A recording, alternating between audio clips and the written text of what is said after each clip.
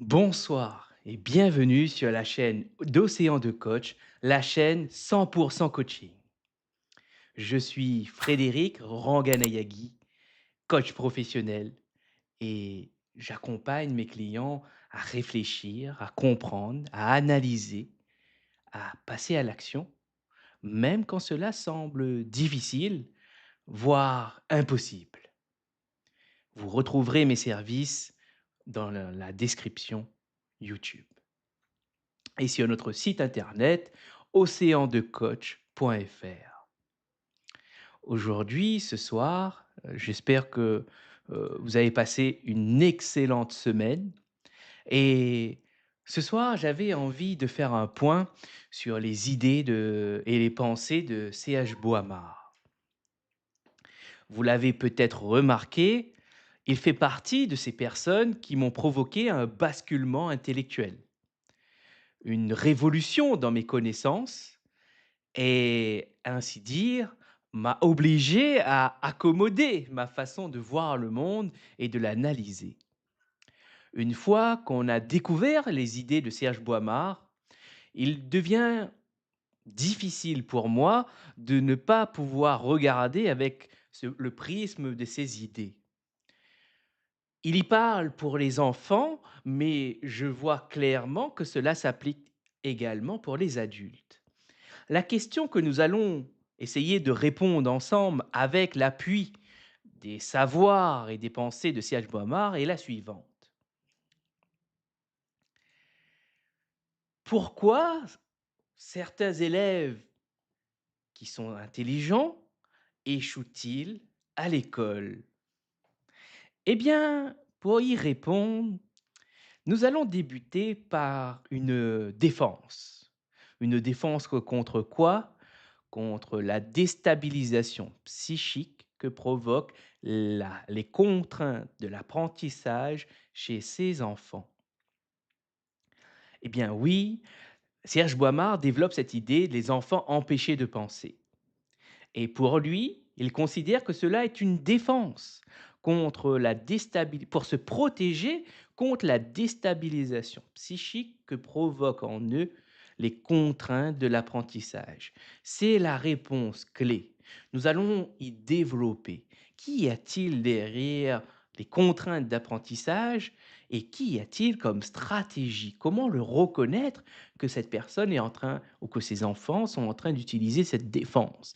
Et comment les caractériser, comment agir, quelles sont les solutions qui s'offrent à nous. Eh bien, c'est les questions auxquelles nous allons tenter d'y répondre ce soir. Avant cela, je vous rappelle que vous avez la possibilité de venir débattre ensemble sur la question ou sur d'autres questions qui vous sont importantes. C'est un moment dédié à l'échange, au débat d'idées, bien sûr. Ici, on parle d'idées et on parle de concepts. Et ça, c'est quelque chose qui est très important pour moi, de pouvoir générer, présenter, confronter des idées. Ça amène une richesse, une diversité, un élargissement, des bascules intellectuelles. Et c'est ça qui est important. Alors, je disais, vous avez la possibilité de venir en live et pour ce faire, vous avez juste une chose à faire, c'est de commenter, «Je veux y participer». Dites: «Je veux y participer» et je vous donnerai le lien dans les commentaires pour venir. Vous aurez besoin pour ce faire, d'un ordinateur ou d'un portable, d'une connexion internet stable et voilà, c'est tout. Et la préparation, ça prend 2 minutes pour se connecter et venir. Alors, donnez-moi un instant, je vais ouvrir d'ailleurs mon logiciel. Hop, voilà, tac. Je suis là, tac, tac. Voilà. Alors, commençons par définir quelles sont les 4 contraintes de l'apprentissage. Elles sont vraiment essentielles à connaître hem, parce qu'elles permettent d'avoir un cadre explicatif, un cadre théorique qui facilite certaines analyses, certaines données, certaines situations. En regardant sous ce prisme, amène une autre vision, un regard beaucoup plus ajusté, beaucoup plus juste et une manière de procéder différente de ce qu'on aurait l'habitude de faire. Alors commençons par une des plus importantes, qui est la première, qui est cette notion de reconnaître ses insuffisances. Ici, c'est vraiment l'étape première, c'est-à-dire que si on n'a pas conscience qu'on ne sait pas et qu'on ne sait pas faire, comment voulez-vous qu'on mette en œuvre des actions pour pallier cette ignorance ou cette incompétence? Et là, je dois dire que, j'ai moi-même, après avoir fait des longues études, après avoir, réalisé un certain nombre de rencontres, et bien, expérimenter que finalement, heu, si on n'a pas cette lucidité, cette sincérité envers soi-même, ou bien qu'on ne fréquente pas des personnes qui ont ce regard lucide sur les choses et qui vous le partagent, alors cela ralentit, freine votre développement. C'est important d'avoir accès à des idées qui vont parfois vous bousculer à l'encontre de ce que vous pensez. Et là, vous n'avez pas forcément besoin de personnes vivantes. Vous pouvez très bien le faire via des vidéos, via des textes, des livres, des dessins, de la musique. En fait, toute activité culturelle qui vous amène à vous questionner, qui vous amène à apprendre, à tisser une curiosité et à vous montrer que vous ne savez pas tout. Et ici, j'aime beaucoup cette métaphore qui est, imaginez quel gros livre on ferait avec tout ce qu'on connaît. Quel plus gros livre encore avec tout ce qu'on ne sait pas. Et c'est là où c'est important. Si le livre, tout ce qu'on sait, c'est ça, tout ce qu'on ne sait pas dépasse l'entendement. Il y a énormément de sujets qu'on ne sait pas. Il y a effectivement des cadres théoriques et explicatifs qui nous donnent des réponses, qui tentent d'expliquer certaines choses, mais cela évolue parfois. Et il y a bien des choses qui sont fixes pour le moment, mais en science, rappelons-nous, une chose est vraie jusqu'à que. Et ça rajoute une dimension qui laisse l'espace, qui laisse le doute, qui laisse l'incertitude et il faut y composer avec. Il faut y composer avec. L'incertitude n'est pas forcément un manque d'information. L'incertitude, c'est réellement quelque chose dont on ne sait pas, dont on n'a pas conscience, donc qui nous échappe, non pas parce qu'on n'a pas les informations, mais parce que, bien au contraire, on ne peut pas le calculer, on ne peut pas l'anticiper. Heu, Là, ce qui est intéressant de se dire quelque part que quand vous contractez avec quelqu'un, par exemple un contrat, vous signez un accord avec quelqu'un. Il y a bien entendu une part d'incertitude, mais il y a aussi une part de gestion de risque. Quand vous faites votre contrat, c'est une gestion du risque, mais ce qu'il va advenir dans l'avenir, il y a une part d'incertitude. Et là, ce n'est pas des informations. En revanche, souvent dans les contrats, on va essayer d'anticiper le futur en mettant des clauses qui vont prendre en charge, par exemple, si il se passe un litige de telle nature, alors on fera telle action. Voilà un peu, et cetera, et cetera. En coaching, ça arrive que dans le contrat de coaching, il est spécifié précisément, bah, qu'est-ce que le coaching? Qu'est-ce qu'on peut attendre? Quels sont les critères de réussite pour le coach? Non, je me suis trompé. Quels sont les critères de réussite pour le coaché? Ce sont bien ce qu'on va observer qui va nous dire si le coaché a atteint ce qu'il désirait au départ. Ensuite, il y a les critères, les indicateurs de réussite. Là, c'est tout ce qu'on va regarder qui nous permettent de dire, en voyant cela, on valide le fait qu'on a avancé sur la problématique. Et ces 2 choses amènent quelque chose de très important qui est l'indicateur, c'est l'obligation de moyen, c'est pour vérifier qu'on a mis en place des choses qui amènent le coaché à atteindre des objectifs avec des critères visibles. Et les critères de réussite pour le coaché, ce sont bien des obligations de résultats qu'on définit ensemble.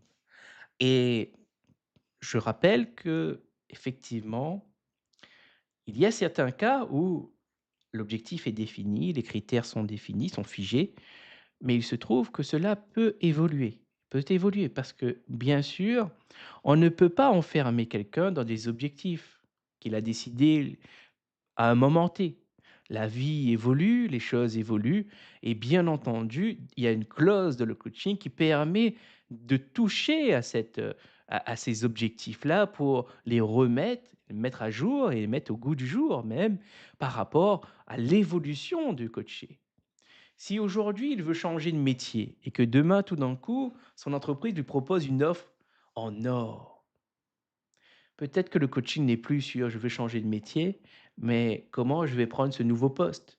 Quels sont les critères qui me diront que je dois accepter ou non? Voilà un peu les questions qui peuvent varier, qui peuvent différer. Et ça se discute par le dialogue. Et c'est ça le coaching. Revenons, là on a vu le premier point, reconnaître ses insuffisances. Le deuxième point, la deuxième contrainte d'apprentissage, c'est être capable d'attendre. Hmm. Ça, c'est pas évident. Et moi-même, parfois, on veut tout, tout de suite. On veut que le résultat soit maintenant. Par exemple, quand vous avez une problématique, il m'arrive souvent de voir mes clients qui veulent une solution, une réponse immédiate, une immédiateté, un peu comme quand ils commandent sur Uber, ils veulent tout de suite le résultat. Or, malheureusement pour eux et pour moi et pour nous, ça ne marche pas comme ça. Du moins, il y a bien sûr des services qui fonctionnent comme ça.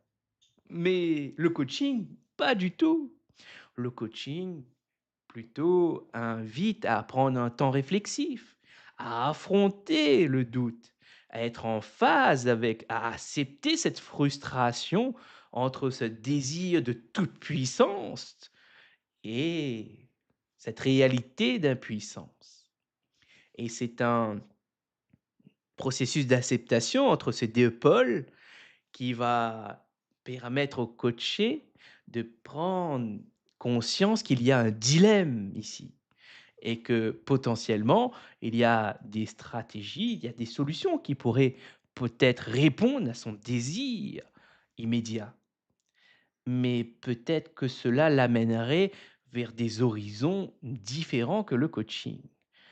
Potentiellement vers le consulting, par exemple, où là, la personne va amener une solution déjà pensée en fonction du client, sans avoir besoin que le client se mette à penser par lui-même. On va lui poser des questions, on va lui proposer une solution adaptée à ce que l'analyse du consultant va faire. Et là, c'est une solution toute faite. Le client a juste choisir: «Je le fais, je le fais pas». La différence fondamentale avec le coaching, c'est que le coach, lui, il va penser une solution dans lequel c'est le client qui va penser et va atterrir à une solution qui résoudra sa problématique. On voit bien la différence qui est, un, c'est une solution extérieure qui est proposée. Je dis bien proposée et pas imposée, parce que ça reste un service. Le client a toujours le dernier mot.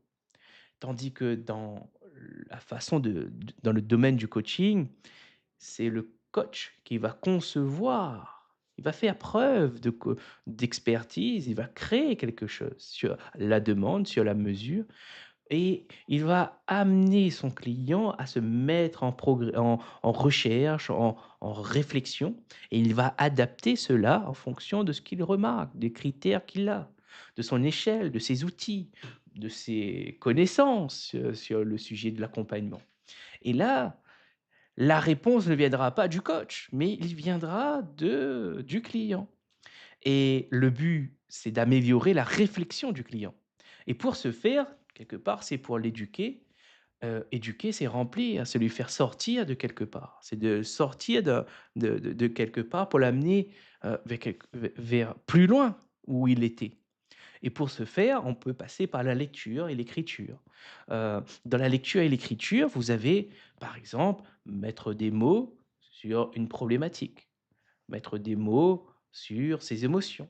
On peut passer par des jeux, jouer avec les mots, jouer avec le gribouillis, ce qu'on a inventé, nous, une procédure, pouvoir du gribouillis qui permet justement de nommer les choses de manière fluide et d'amener petit à petit à une remise en action pour permettre un temps réflexif par derrière.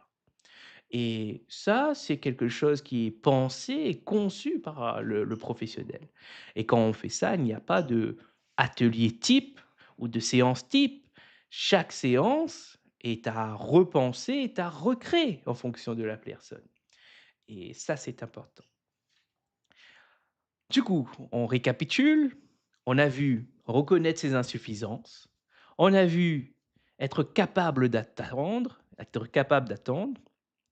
Ensuite, nous allons passer au troisième point.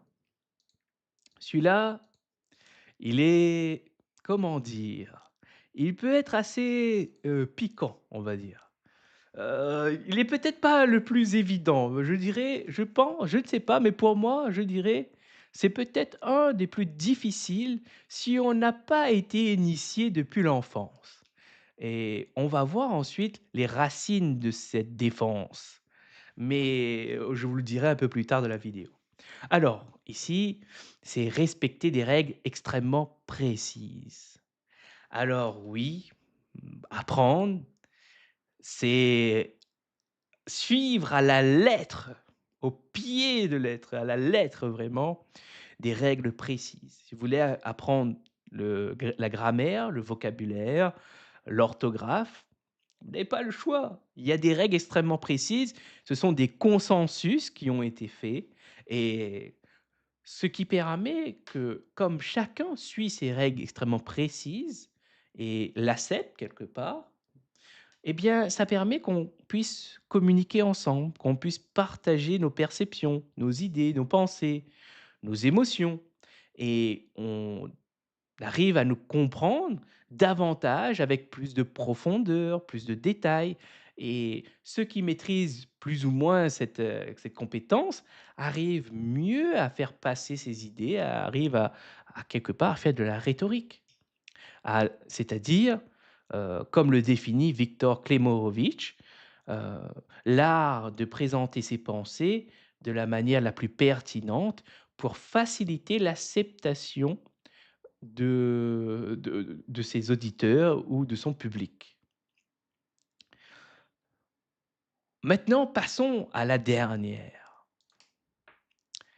Alors, celui-là, il est super intéressant et c'est sur celui-ci en particulier que la lecture et l'écriture intervient dans énormément de cas pour nourrir les représentations de la personne. Alors, la dernière contrainte de l'apprentissage, c'est être capable de s'appuyer sur ces représentations. Alors, oui, un monde de représentation pauvre amène des réflexions pauvres.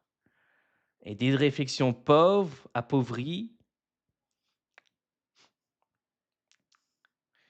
n'en découlent pas de résultats ou de succès probants, satisfaisants. Oui, il faut améliorer ces représentations et pour ce faire, il faut lire, il faut se mettre en situation d'écriture le plus possible, si possible tous les jours. Si possible, lire 5 minutes tous les jours. Lire des choses variées, diverses, des choses complexes, faciles, pas faciles, intéressants, pas intéressants. En fait, c'est dans cette richesse, dans cette diversité que vous allez puiser ensuite vos raisonnements, vos perceptions, vos analyses. Vous allez pouvoir voir le monde de manière beaucoup plus nuancée qui vous amènera une forme de liberté.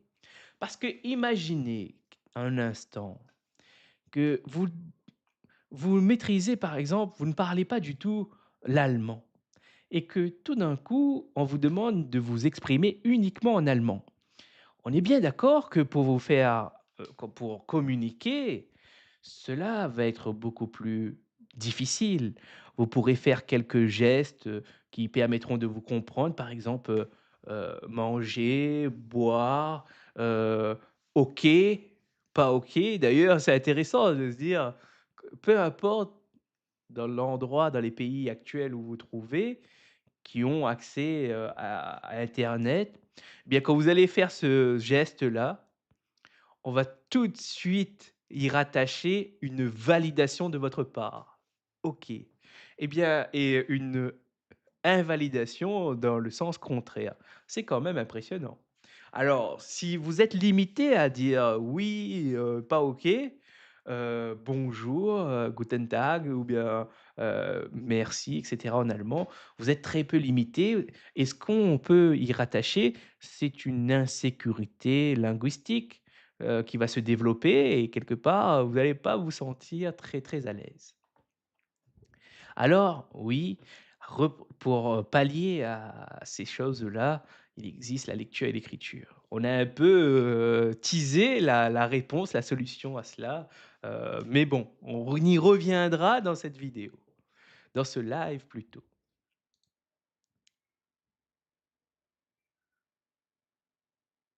Alors maintenant, passons à quelque chose, de, de très intéressant qui est finalement, quelles sont les racines de cette défense, employée pour se protéger contre cette déstabilisation psychique que provoquent les 4 contraintes de l'apprentissage? Eh bien, il y en a plusieurs et la première, c'est une insuffisance éducative. Cela vient principalement, une des raisons, on n'est pas là pour attaquer les parents, mais on est là pour reconnaître, faire un constat que si les parents ne parlent pas avec leurs enfants dès le plus jeune âge, avec du vocabulaire complexe, avec une variété de vocabulaire et des mots, eh bien, c'est ce qu'on appelle des interactions langagières pauvres. Eh bien, cela a des impacts et cela favorise cette défense psychologique.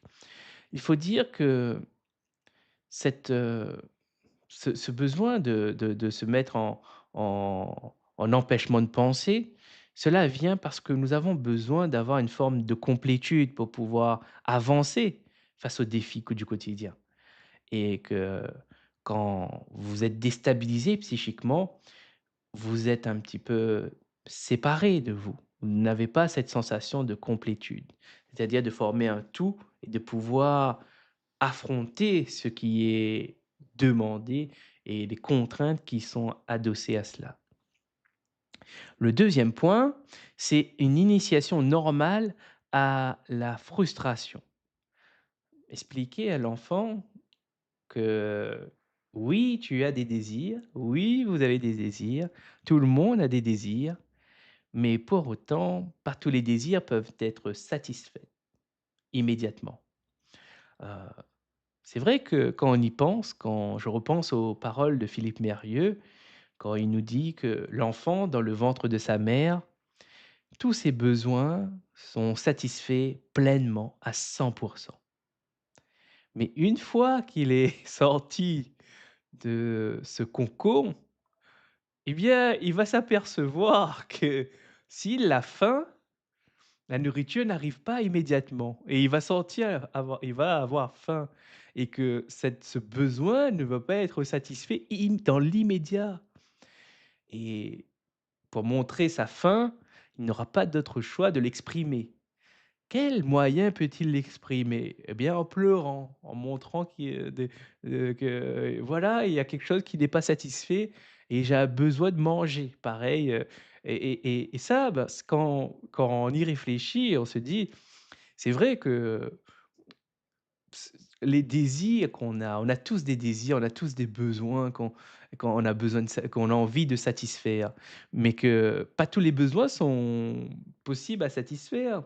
J'aurais bien besoin de remporter le loto l'euro-million, par exemple. J'aurais aimé, je désire, gagner une belle somme d'argent, et investir dans des projets, comme par exemple, acheter un grand entrepôt, y mettre, une maison d'art, développer des compagnies culturelles, artistiques, proposer des ateliers, développer la lecture, l'écriture avec, en finançant par exemple des artistes qui font des spectacles, qui seront financés, investir dans l'agriculture. Voilà, j'ai énormément de projets dans lesquels j'aurais j'aimerais pouvoir investir et développer des projets qui vont dans le sens de, qu'est-ce qui vaut la peine d'être enseigné? Ce qui libère et ce qui unit. Et pour moi, bah, par exemple aussi, faire une maison dans chaque ville de l'éducation et de l'apprentissage et qui présenterait les idées de ces grands pédagogues, notamment celui de Philippe Mérieux qui retrace par exemple les informations de l'histoire de la pédagogie. Et pour moi, ça serait vraiment important de faire un musée de la pédagogie, dans lequel on passerait et on présenterait, on formerait des gens qui expliqueraient aux enfants, aux adultes, qu'est-ce que l'école? Quel est le projet de l'école?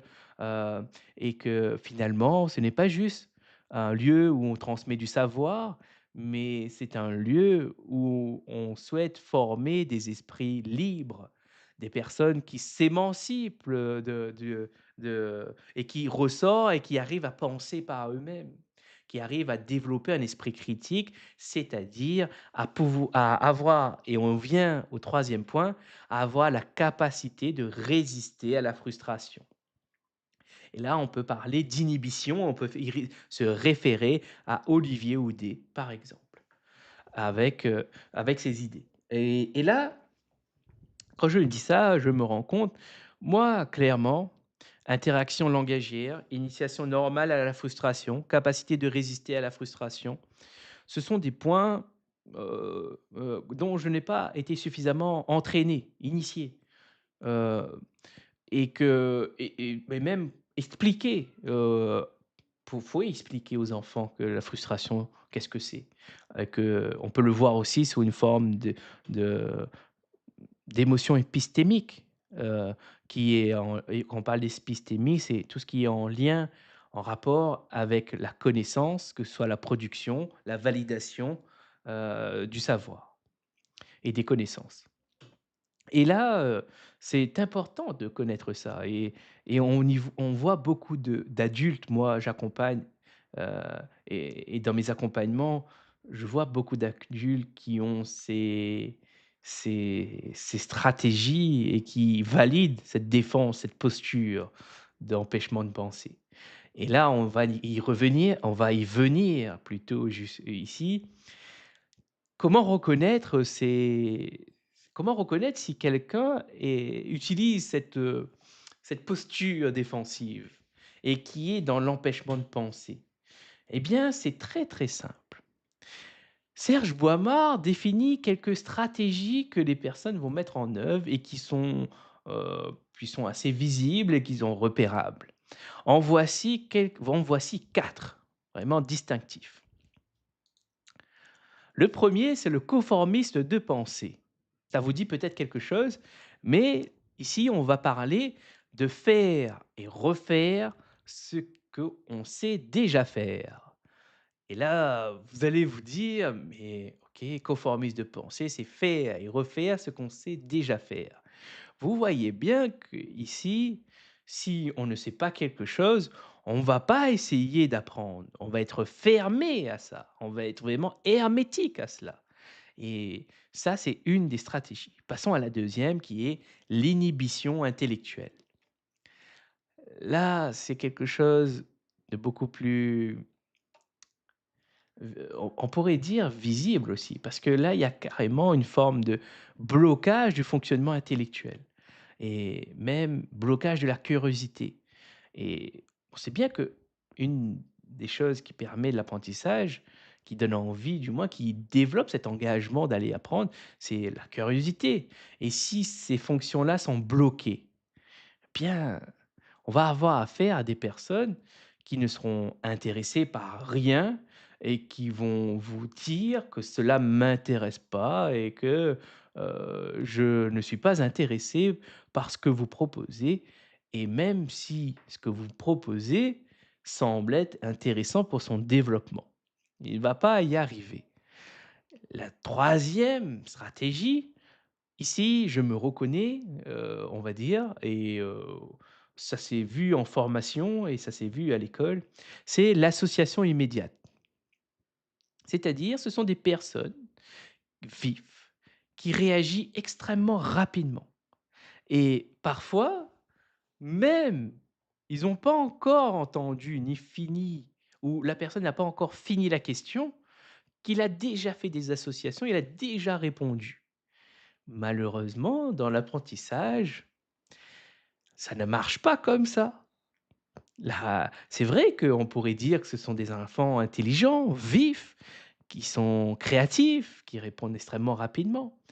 Mais quand on va arriver à leur questionner sur comment ils ont arrivé pour formaliser cette réponse, ce qui signifie qu'ils doivent entrer dans un temps réflexif, reconstruire leur raisonnement et le présenter avec un vocabulaire et des mots, des termes, eh bien là, ça va être beaucoup plus difficile pour eux et c'est vrai, cela va nécessiter un effort et cela nécessite un effort et c'est là où on va s'apercevoir que oui, ils répondent vite, parfois justement, et ça là peut être déstabilisant, mais c'est quand vous lui posez la question d'entrer dans un temps réflexif et de décomposer ces éléments et de pouvoir les justifier, les présenter avec des mots, avec des raisonnements, avec, une articulation logique, eh bien là, ça va être beaucoup plus difficile pour eux.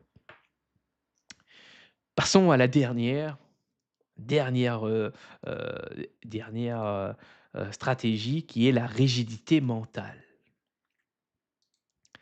Alors ici, ça peut là, peut paraître, ici, on le voit tout de suite, ça va être vraiment extrêmement visible, extrêmement, rapide à le concevoir.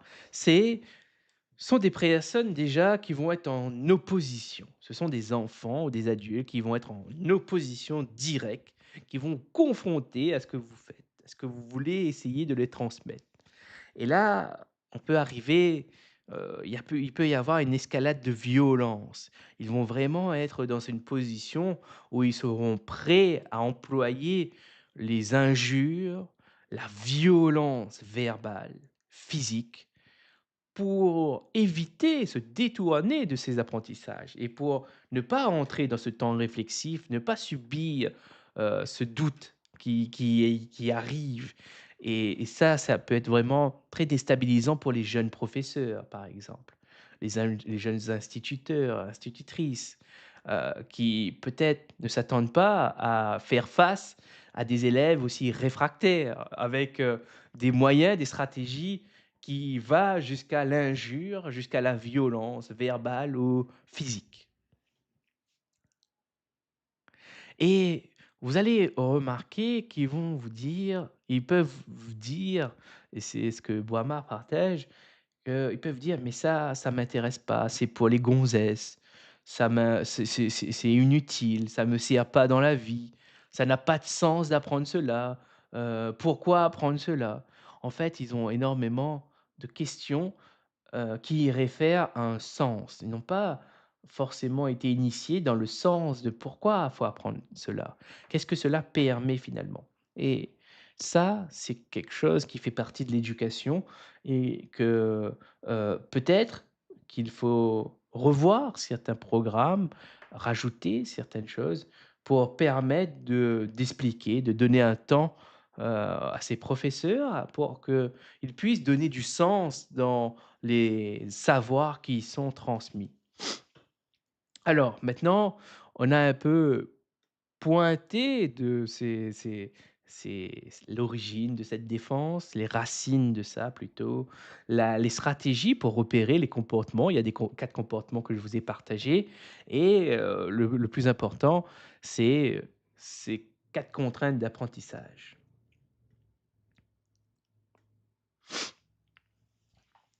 Il faut dire que je vais rajouter ça, je pense que c'est important de le rajouter, heu, ce besoin d'une idée de complétude, d'être un tout.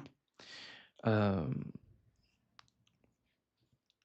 c'est avoir un sens, c'est tout à fait naturel et avant même pourquoi c'est quoi l'enjeu de cette complétude? Je vais détailler.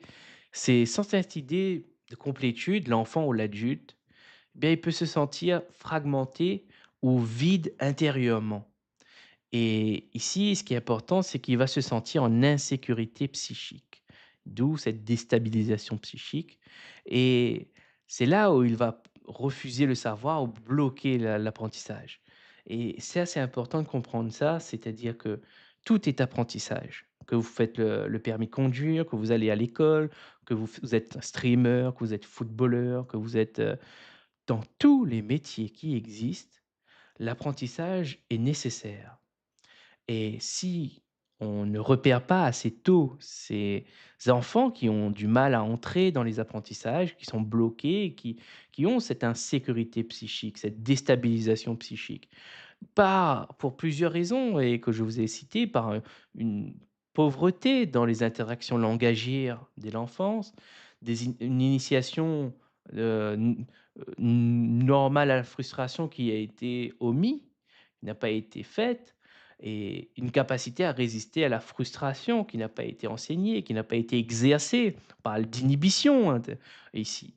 Eh bien, on arrive avec des personnes qui ont du mal à réussir dans la vie et du moins à l'école et cela, ça pose quelques problématiques parce que cette défense psychique, elle est contagieuse, elle est contagieuse.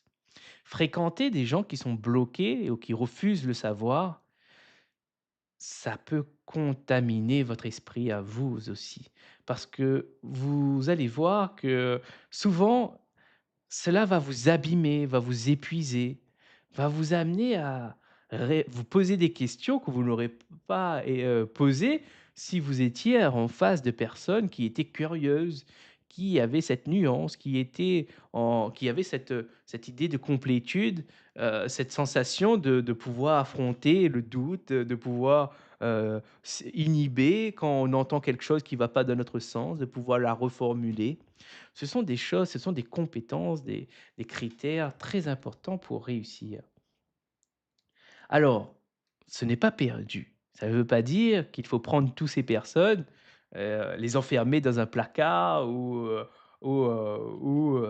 dire: «Bah, c'est foutu, eux, on n'y arrivera pas, c'est fini».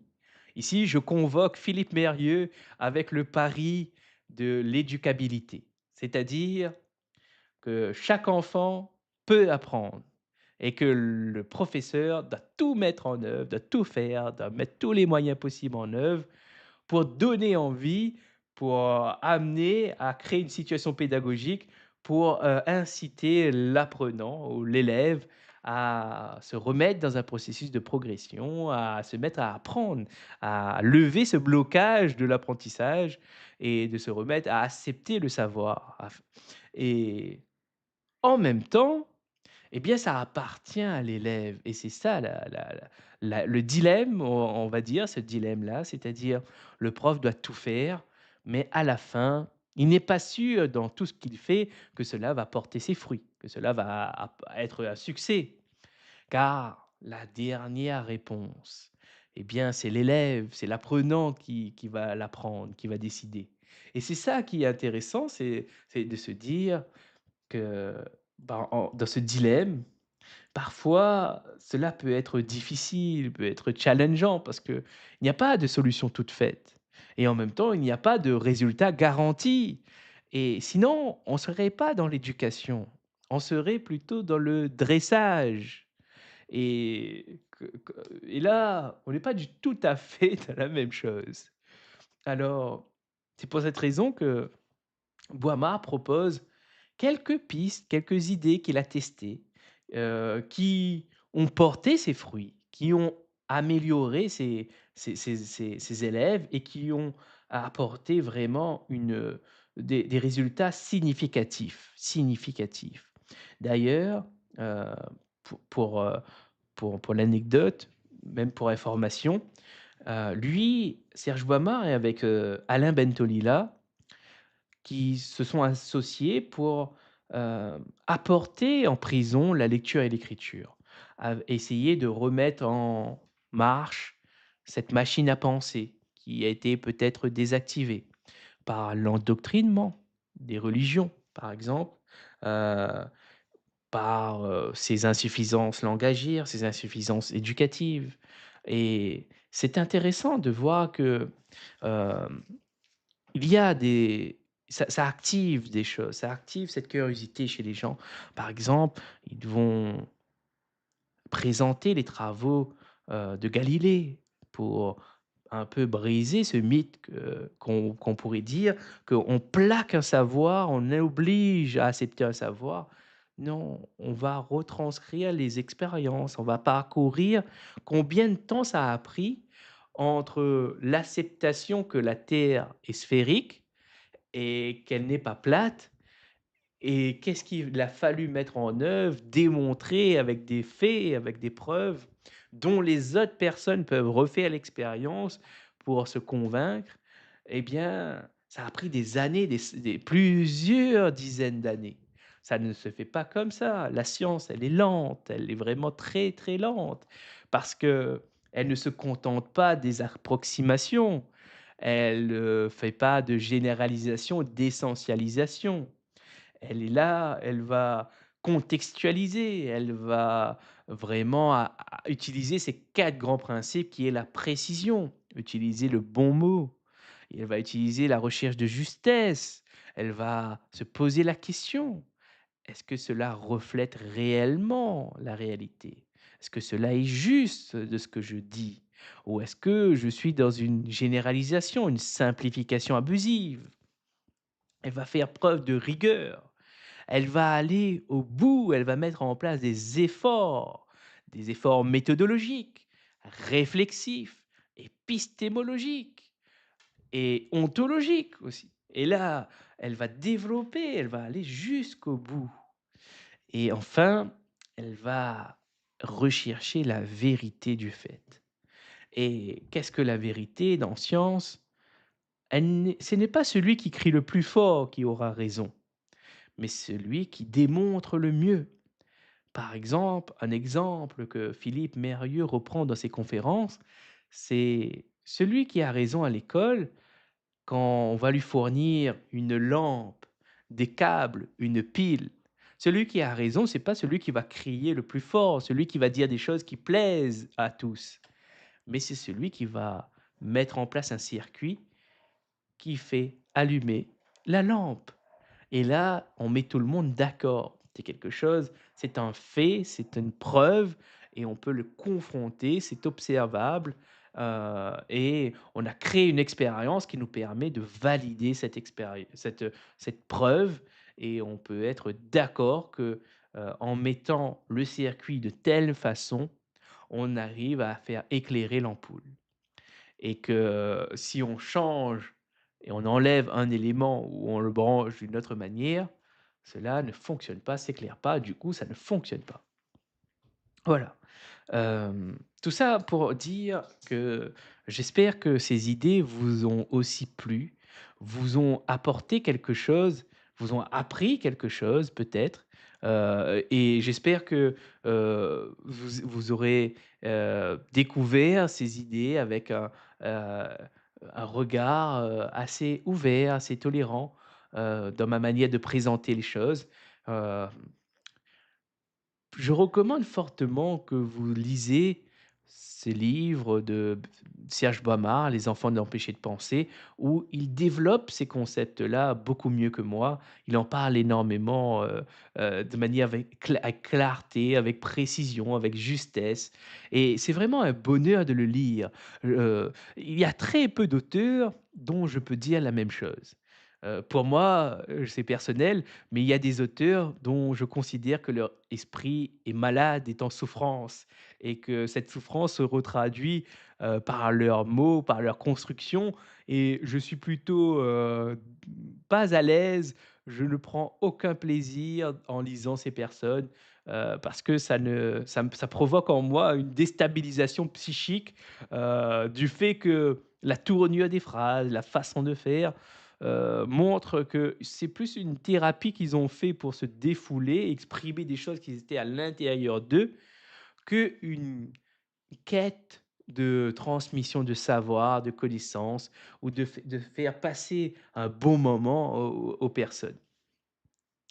Alors, c'était une première de présenter ces contraintes d'apprentissage, cette défense intellectuelle, et je dois dire, je vous l'avoue, que c'est quelque chose que j'applique au quotidien. Dans mes analyses en coaching, je pense constamment à ces idées-là. C'est-à-dire, vous l'aurez peut-être vu, pour moi, le coaching, c'est une démarche pédagogique. Cela signifie qu'on enseigne quelque chose. Et tout comme un pédagogue enseigne, il pense l'éducation et en même temps, il la pratique. Moi, j'ai décidé, j'ai choisi, j'ai défini que le coach enseigne le savoir réfléchir. Son but ultime, c'est d'amener son client à penser par lui-même. Et pour ce faire, il faut bien prendre conscience qu'on parle d'apprentissage. Ici, il est bon de rappeler qu'est-ce que l'apprentissage. Eh bien, je vais vous référer à une source fiable qui fait consensus dans le monde académique. On parle bien sûr de, je vais vous le lire, on parle bien sûr, hop, de Richard Meyer, qui définit l'apprentissage comme, comme ceci. L'apprentissage est un changement relativement permanent des connaissances ou du comportement d'une personne dû à l'expérience. En sachant cela, en prenant en compte cela, on comprend bien qu'il n'y a pas d'apprentissage sans pratique.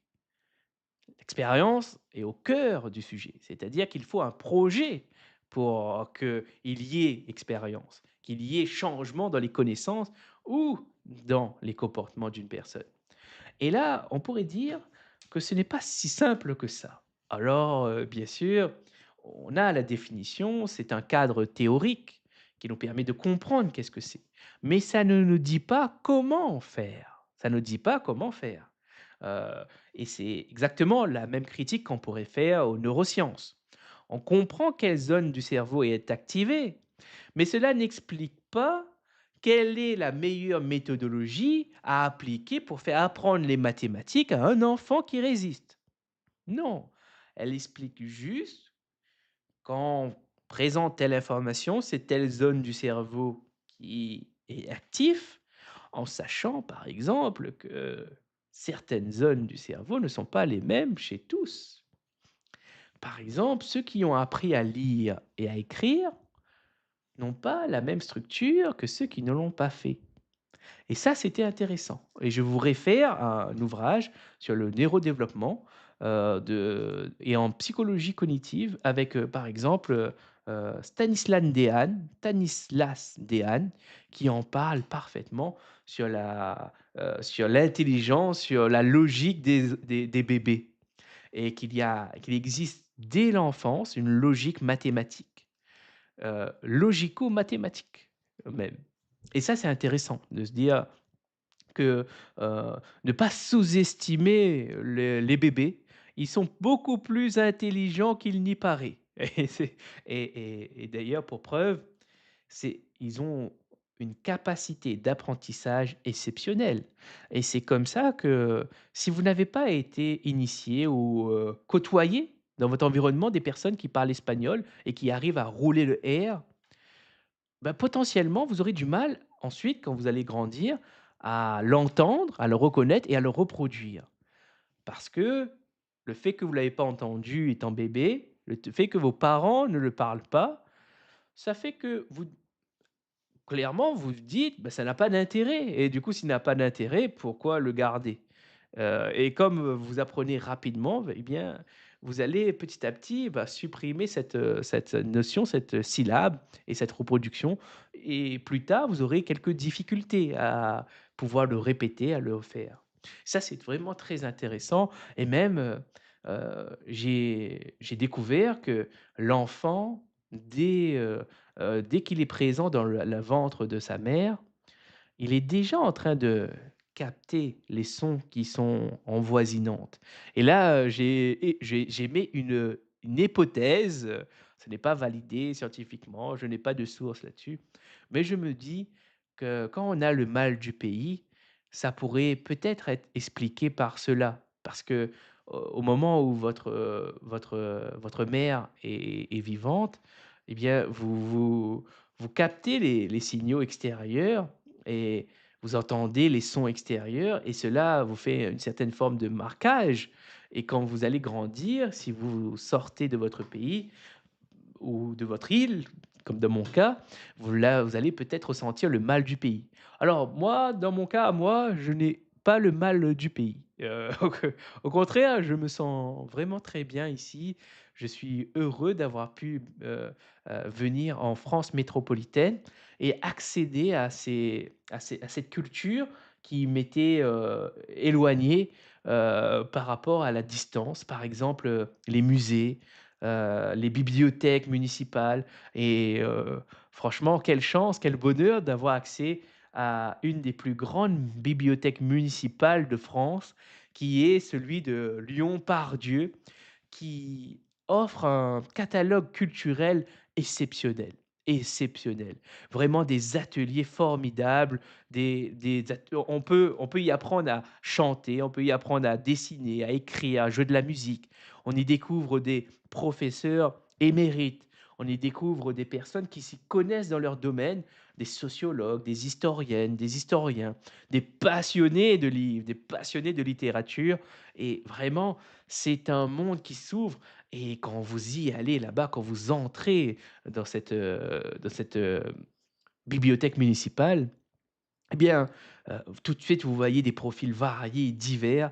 Tout le monde y vient de tout âge, des bébés comme, des adultes, des seniors même, on pourrait dire et qui vient puiser dans ces savoirs qui sont stockés, emmagasinés et on sent cette belle, énergie de curiosité qui fait face. On voit des gens réfléchir, on voit des gens qui travaillent et parfois les petites gouttes de sueur qui coulent de leur front parce qu'ils sont en plein travail cognitif. C'est que l'effort est tellement intense que, on les voit transpirer.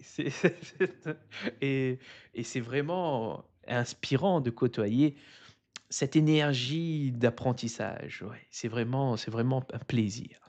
Eh bien écoutez, hem, je vais m'arrêter à là pour ce soir et je vous remercie d'avoir été présent, d'avoir écouté, d'avoir, tendu l'oreille, une oreille, bienveillante, tolérante à ces idées que je vous ai partagées et je vous annonce que demain à 15 heures, vous serez, en compagnie de Mélanie pour un nouveau live bric-à-brac. Pensez à vous abonner si le contenu vous plaît, on fera d'autres vidéos, on présentera d'autres idées sur cette chaîne et il y en a de quoi faire et je dois dire que je ne cesse, de découvrir récemment. Je me suis mis à la lecture intensive. Pas le choix si on veut combattre cette défense, qu'on met pour se protéger et pouvoir accompagner davantage via le coaching mes clients. Je n'ai pas le choix que de moi-même m'améliorer pour pouvoir présenter, proposer des cadres, d'apprentissage, optimisés, sur mesure et oui, ce n'est pas un travail évident et même bientôt, je suis en train d'écrire une lettre à un jeune coach. Cette lettre, elle sera le reflet de ce que j'ai vécu en formation de coaching et je vais y dénoncer l'ensemble des points négatifs que j'ai vécus. Je vous dirai quelques points positifs, il y en a, oui, mais il y en a davantage de points négatifs. D'ailleurs, je vais partager quelques, quelques idées sur le monde du coaching et la formation du coaching. Heu, je vais mettre, alors donnez-moi un instant, je vais me mettre ça ici, tac, voilà. Je vais vous lire quelques termes, quelques briques de mots. C'est vraiment un brouillon que j'ai mis ici. Vous allez voir, il y a c'est pas encore formé, mais c'est intéressant, je pense, que vous entendez un peu les idées qu'il y a qui bouillonnent dans mon esprit et que j'essaie de convertir en mots. Alors commençons. Lettre à un jeune coach. Cher coach, dans un souci de changement de trajectoire professionnelle, parmi les possibilités que tu as choisies et qui s'offraient à toi, tu as fait le choix de l'accompagnement. C'est une suite logique vis-à-vis de ton parcours professionnel, passant de la formation de coach agile à coach professionnel, il n'y a qu'un pas. Dans ce paysage foisonnant d'écoles de formation, de définitions qui existent, de manières de faire, avec ta partenaire, vous avez établi un ensemble de critères afin de vous assurer d'une qualité de l'enseignement transmis. Et là, quels sont-ils ces 2 critères? Vous avez choisi le critère du titre RNCP, qui est un ensemble de valé qui reconnaît que la formation a validé un ensemble de critères imposés par l'État, je dis bien par l'État, et l'autre reconnu par une fédération de coaching. Ici, il s'agissait de ICF. Maintenant, possédant cette soif d'apprendre, tu as été enjoué à l'idée d'intégrer cette école et y faire la rencontre de nouvelles personnes tout aussi désireuses de se former à un nouveau métier. Teaser, tu es rentré en formation avec une belle énergie, une soif d'apprendre. Et tu en ressors malheureusement abîmé, en colère, trahi à la fois par l'état de droit et par l'ensemble des encadrants pédagogiques. Dans cette première journée que tu as vécue, tu y fais la rencontre d'une formatrice qui sera là pour t'accompagner du début de la formation jusqu'à la fin, et des formatrices, des formateurs qui vont t'accompagner sur chaque module. Quelle fut ta surprise quand tu découvres dans cette première journée, dans la présentation de chacun, une souffrance qui émane de chacun des propos. Un point commun nous rattachait tous, on voulait tous changer notre trajectoire. Là, quelque chose te saute aux yeux. Il n'y a pas de cadre. Il n'y a pas de cadre. Et une phrase qu'on te répète, qui revient sans cesse, quand tu poses la question du programme, c'est fais confiance, faites confiance au processus. Ne sachant pas, tu as un esprit ouvert, alors tu suis ce qui est dit et tu donnes ta confiance. Aujourd'hui, tu regrettes, aujourd'hui, tu te rends compte que ces personnes étaient en souffrance également et ne savaient pas ce qu'ils faisaient. Cher coach, quand je vois que dans le paysage cohabite une telle richesse de définitions, d'outils et de visions, je ne peux que reconnaître la créativité de l'humain pour faire face à des contraintes. Cependant, pas toutes les définitions, outils et visions se valent et peut être mis au même plan. C'est en faisant ma formation de coaching certifiante RNCP que j'ai pu établir une échelle qui va de la médiocrité à l'excellence. D'ailleurs, je n'ai jamais osé afficher mon école de formation de coaching, tellement je reconnais que le niveau intellectuel n'y était pas, était en dessous de ce que j'attendais. Un fondateur sans fondement, des formateurs et formatrices en souffrance. Et qui dit formatrice et formateur en souffrance, dit apprenante et apprenant en danger. Je découvre dans cette formation des pratiques douteuses, des pseudosciences à outrance, de l'ignorance à arborer avec fierté, de la manipulation et surtout l'ennemi de la connaissance, la certitude, la certitude. On y retrouve des clowns qui devraient retourner dans un cirque et ne pas être superviseur pour accompagner des apprenants de coaching. Oui, ce sont des attaques, oui, ce sont des reconnaissances, ce sont pas uniquement des attaques, mais ce sont des constats que je fais. Des personnes qui n'étaient pas habilitées à accompagner, à superviser, à mentorer, ont pris place dans une formation qui regroupait des personnes incompétentes, ignorantes, avec pour fondement un MCC qui a bâti une école, un empire, une secte. Entouré de femmes, il était très réfractaire à faire intervenir certaines personnes qui avaient des idées contraires, qui voulaient faire bouger les choses. Aujourd'hui, l'école, bien après, tu apprends que le fondateur se sépare de l'école dans laquelle tu as fait ta formation. Parce que cela ne correspond plus et il est peut-être peur que cela amène des répercussions sur son business juteux, qu'il apporte beaucoup d'argent, mais dont en échange il donne beaucoup de souffrance. Cher fondateur, toi qui as créé cette école, moi en tant qu'ex-apprenant, je t'invite à t'exonérer de tes charges. Excuse-toi en public, reconnais tes peines, reconnais tes torts et sur ce, rembourse l'ensemble de l'argent que tu as accumulé ou investis cet argent dans des associations pour essayer de te racheter une conscience que tu as perdue en chemin par avidité et par cupidité.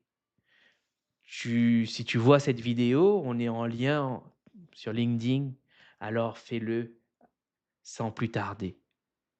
Car la conscience, une fois que tu as profité, il ne reste plus que les regrets et l'amertume d'avoir profité de ton statut pour faire souffrir l'autre et par conséquent te faire souffrir toi, car quand tu proposes un système de valeurs qui produit uniquement de la souffrance, c'est que quelque part, cette méchanceté que tu déposes est le résultat d'une dégradation intérieure. Et oui, les gens n'osent pas écouter tes feedbacks, tes rétroactions, ce que tu as à dire, non pas parce que tu dis est intéressant ou vrai, mais parce que tu imposes, tu enfermes et tu humilies au pilori, tu pointes au pilori ces personnes qui sont là pour apprendre et non pas pour être jugées. Faire un feedback, ça s'apprend. Il n'est pas trop tard, même si on est MCC et qu'on, malgré ses heures de coaching, on ne sait toujours pas le faire. Je t'invite à te former davantage en sciences de l'éducation et non pas dans des techniques comme la PNL, l'analyse transactionnelle ou bien la spirale dynamique. N'enferme pas les gens dans tes convictions, dans tes croyances, mais aide les gens à s'épanouir, à s'émanciper comme le ferait un pédagogue et non pas un secte de gourous. Voilà un peu, quelques mots, qui sont venus, à moi, et que j'ai écrit. La première partie, c'est moi qui ai écrit et la deuxième partie, j'ai laissé le flow, je j'ai laissé, les mots sortis comme ils venaient. Il faut le dire, c'est une critique assez, très véhémente, assez violente, on pourrait même dire, vraiment une critique acerbe de cette école et de son fondateur. Il y a des mots qui relèvent qui sont forts et qui disent beaucoup sur ce que j'ai perçu et malheureusement, heu, ce ne sont pas des mots issus de la colère maintenant. Ce sont des mots issus d'un constat, issus après 3 ans après avoir vécu cette formation, c'est un constat que j'ai fait, que j'ai compris et qui me rend, aujourd'hui, à la fois triste et content puisque finalement, dans cette école de formation, je dois dire qu'il y a un point positif dont j'en parle peu, mais qui est quand même positif, c'est que j'ai vu tout ce qu'il ne fallait pas faire en tant que coach. C'est-à-dire que en voyant ces coachs formateurs et coachs formatrices à l'œuvre, j'ai compris que ça, il faut pas faire. Ça c'est non, ça c'est non, ça c'est non.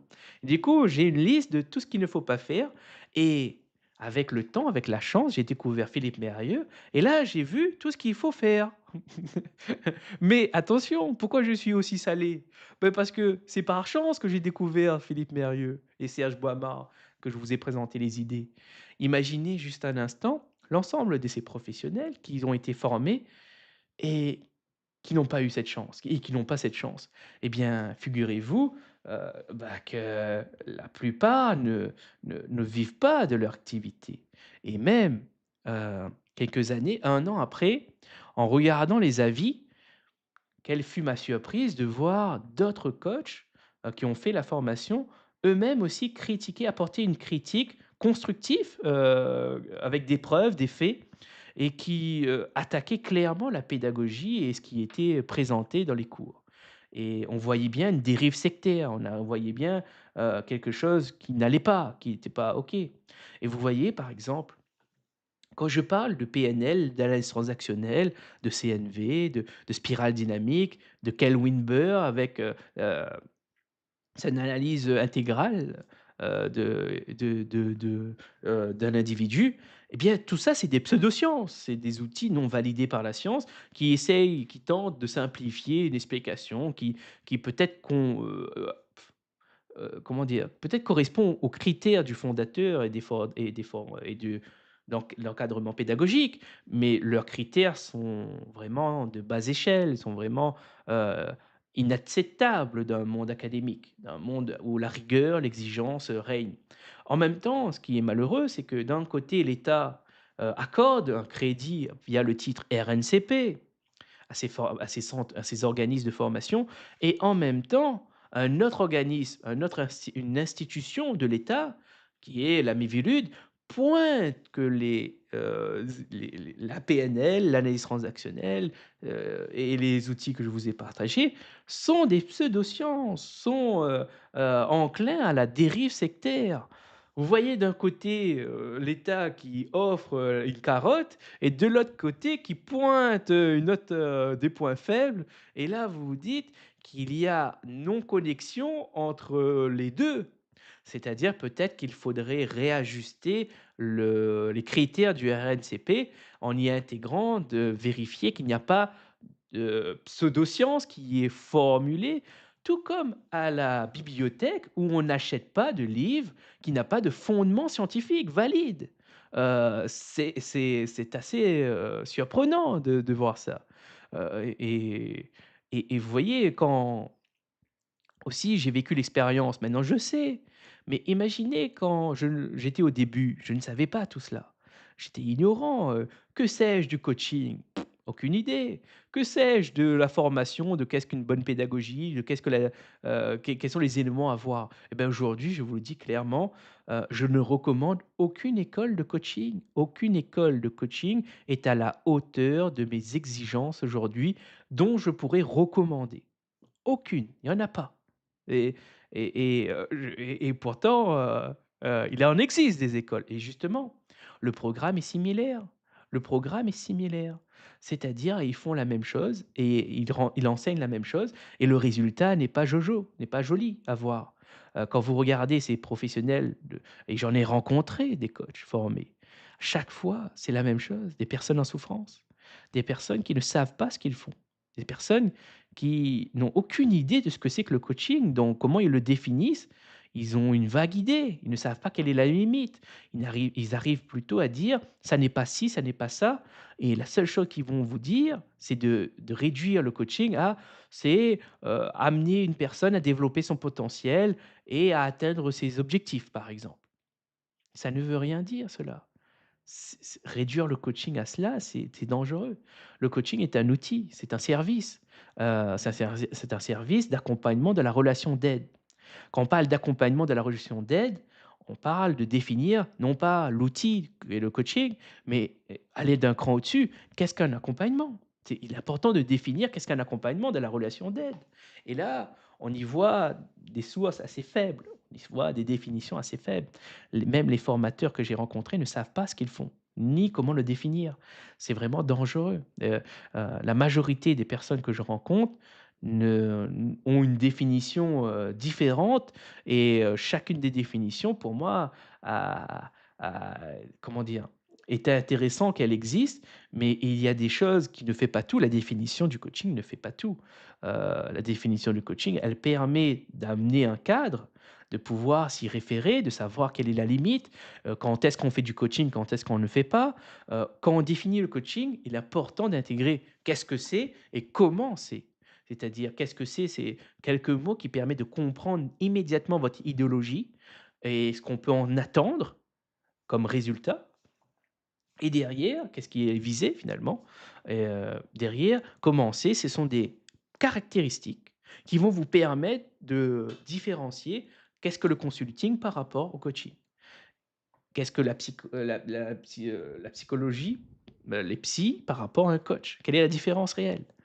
Tout cela, moi, je l'ai travaillé, je le propose, je souhaite promouvoir une nouvelle définition qui amène ces professionnels à trouver une nouvelle définition qui pourrait les aider à améliorer leur pratique et trouver des repères solides et non pas s'y perdre dans des formations, hem, qui amènent des outils, pseudosciences. Le problème, c'est pas pseudosciences. Le problème, c'est l'impact de ces outils pseudosciences. Parce que cela signifie quoi?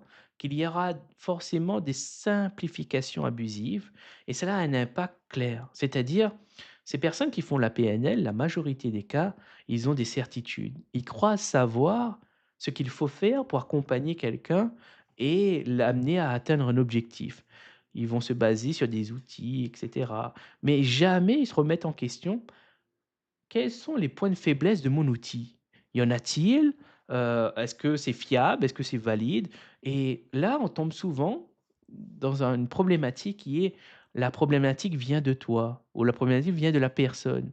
Et là, j'ai récemment commenté quelqu'un sur, LinkedIn où il pointait, par exemple, 90 des coachs, font cette erreur ou tombent dans cette erreur et là, il convoque le syndrome de l'imposteur. Moi, je suis là, je me dis: «Mais c'est claqué au sol, ça n'a pas de sens». Je lui pose la question et sa réponse est floue. Elle répond pas à ma question. C'est-à-dire moi, je pointe ces incohérences.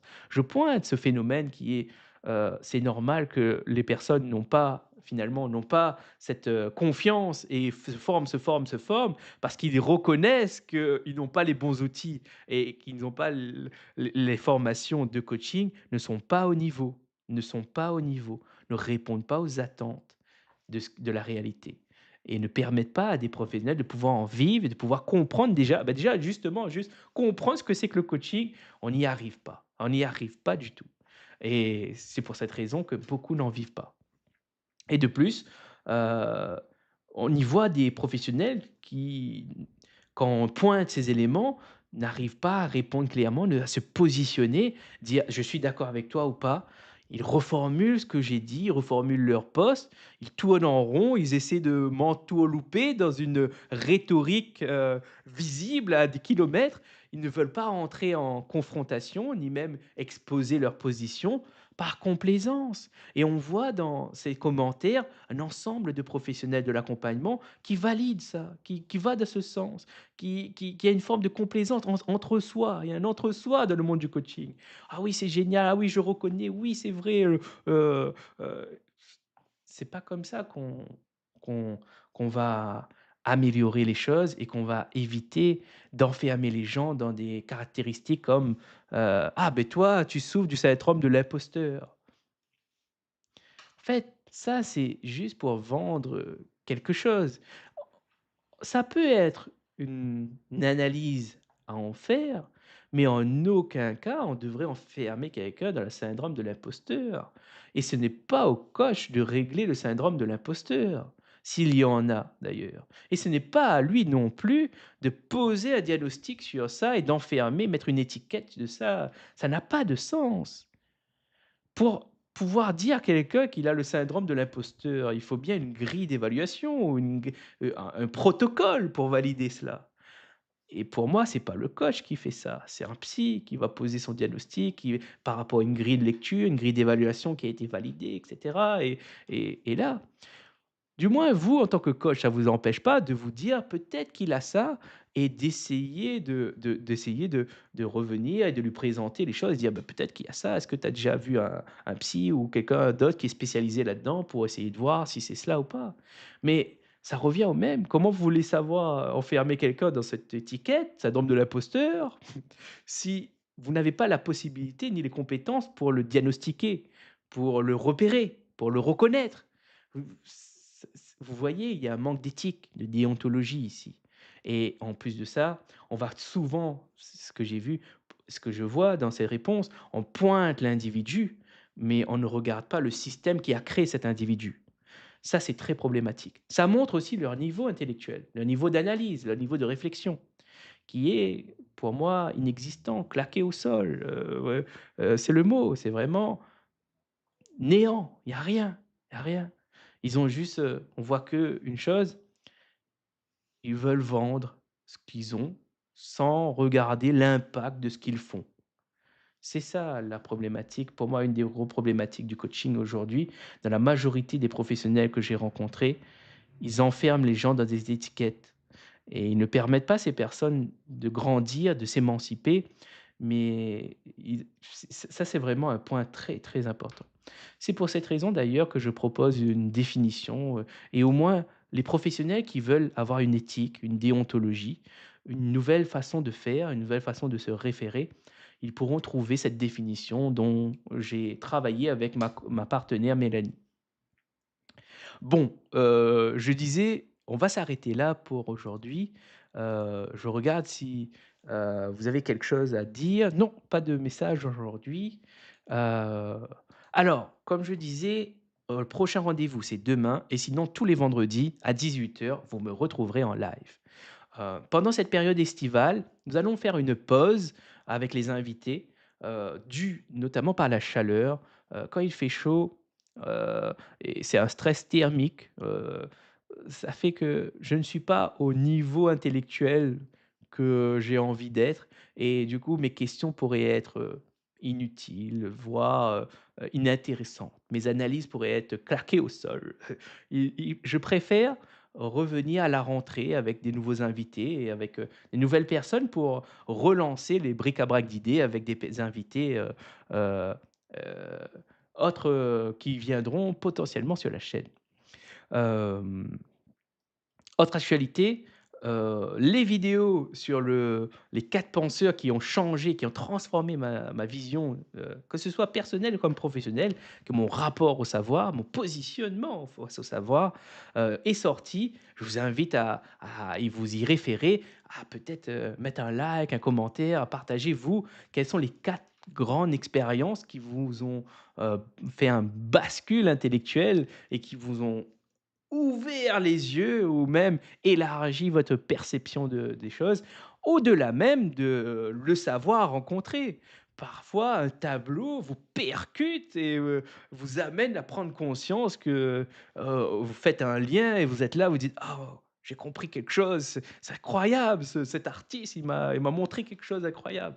Voilà un peu, et surtout, pensez à formuler, quelques-uns. Ça m'intéresse de découvrir peut-être des artistes, des livres, des vidéos dont ce n'est pas à ma portée ou dans mon cercle. Ça me permet d'élargir aussi, de ne pas rester, enfermé dans mes informations, dans mes représentations et vous aussi, c'est aussi une façon de vous exprimer. C'est une, mise en situation d'écriture également. Voilà. Sur ce, je vous souhaite un très bon week-end.